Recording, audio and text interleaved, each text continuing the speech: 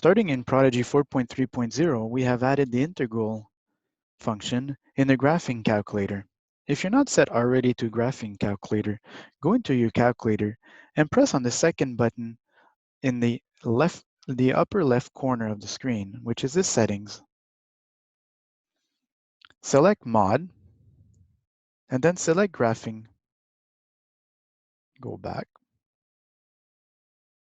Once you're back, this is how you use the integral function. The integral function will be found in the second interface under MISC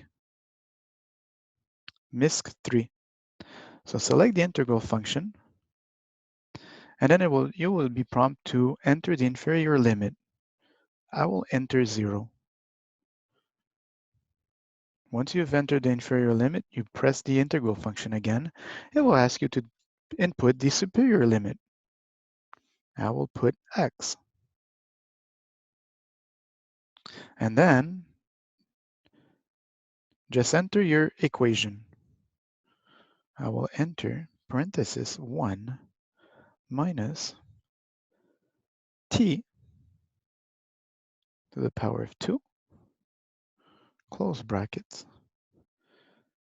And I'm going to finish off the integral with a dt at the end.